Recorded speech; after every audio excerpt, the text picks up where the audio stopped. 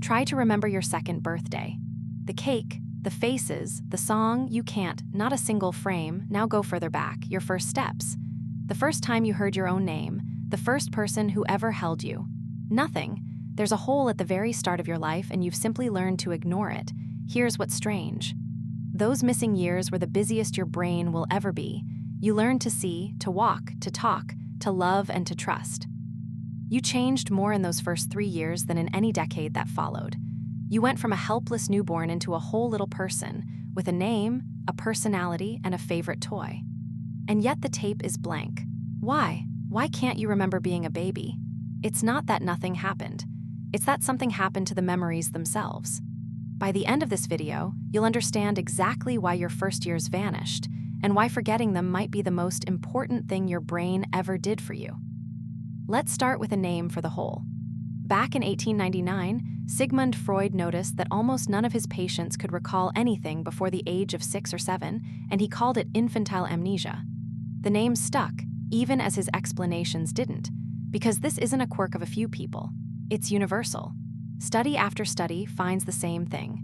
The average person's very first memory lands somewhere around 3.5 years old. Everything before that is gone. And the early memories you think you have, most of them are probably borrowed. You've seen the photograph. You've heard the story told at dinner so many times that your brain quietly built a scene to match and filed it as your own. It feels like a memory. It isn't. So the mystery deepens. A baby's brain is a learning machine running at full speed, soaking up an entire language from scratch. How can something learn that fast and remember almost none of it? To answer that, we first have to ask what a memory even needs in order to exist. A memory of your life needs one strange ingredient first. A you, think about it. To remember something is happening to you, there has to be a self for it to happen to, separate from the world. And newborns don't have that yet. In 1979, psychologists Michael Lewis and Jean Brooks-Gunn ran a now famous experiment. They dabbed a spot of red rouge on babies' noses and sat them in front of a mirror. Babies under about 18 months reached for the reflection. Only around 18 to 24 months did they reach for their own nose, the first flicker of "that is me." Autobiographical memory can't really begin before that self does. And there's a second missing piece. Language. So much of what we remember as words, as a story we can tell. Before you had language, you had no way to package an experience into something you could store and find again later. You were living in a world of pure sensation, with no captions. And it goes deeper than just having words. Researchers like Catherine Nelson found that children build autobiographical memory partly by talking about the past with their parents. The more a parent reminisces, asking a child what happened and how it felt, the stronger and earlier that child's memories become. Memory, it turns out, is partly something we learn to do together. But even this isn't the whole story. Because even after the self and the words arrive, the early memories still slip away. Something in the hardware itself is erasing them. That hardware is a part of the brain called the hippocampus, the place where new memories are stitched together. In a baby, it's still under construction, wiring itself up long after birth. But here's the twist that changed how scientists think about all of this. It's not simply that babies can't form memories. They can. In 2014, psychologist Patricia Bauer tracked young children over years and found something haunting. A 3-year-old could clearly describe events from months earlier. The memories were real, detailed, there. But when Bauer followed those same children as they grew, the early memories quietly evaporated. Most were gone by around age 7. She called it the offset of childhood amnesia. Read that again. You did remember your early life. As a small child, you could have told me all about your second birthday. And then, sometime around first grade, that memory dissolved and you never once noticed it leave. So the question sharpens one more time. If the memories really were formed, then what exactly is destroying them? The answer came from an unlikely place, the growth of the brain itself. In 2014, neuroscientists Paul Franklin and Sheena Jocelyn published a study in the journal Science with a strange conclusion. The infant brain is building brand new neurons at a furious rate, a process called neurogenesis, especially in the hippocampus. And every new neuron that muscles its way into the circuit rewires the connections that were already there.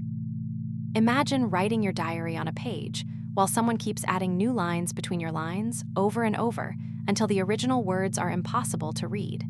The team showed it directly in animals. Crank up the growth of new neurons and early memories were forgotten. Slow it down and those same memories survived. So the very thing that makes a baby's brain a genius, its explosive, restless growth, is the same thing that scrubs the tape. You didn't lose those years because your brain was weak. You lost them because it was growing too fast to hold still. And that leads to the most unsettling idea of all. Here's the part that stays with you. The years you can't remember are the years that built you the most. Before your very first memory, you had already learned whether the world was safe or frightening, whether a cry would be answered, whether love was steady or something you had to earn. Psychologists call this attachment, and it forms in exactly those blank early years. And it can quietly shape your relationships for the rest of your life. The way you trust a partner, the way you handle being alone. Whether you expect people to stay, so much of it was rehearsed in a time you can no longer reach. You learned the sounds that would become your entire language. You learned the face of the person who kept you alive. None of it is in your conscious memory. All of it is in you.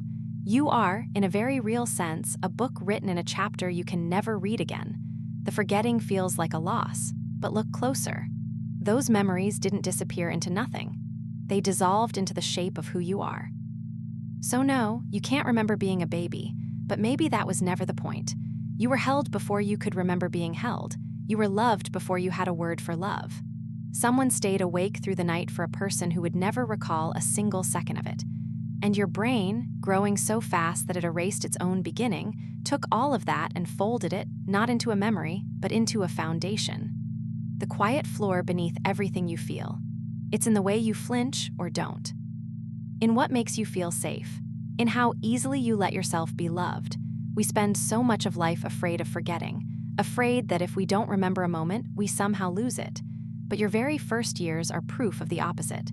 The most important things that ever happened to you are the ones you can't recall at all, and you carry them anyway. So the next time you can't remember something that mattered, be gentle with yourself. Some things aren't stored as memories, they're stored as you. If this made you see your own mind a little differently, stay curious, and I'll see you in the next one.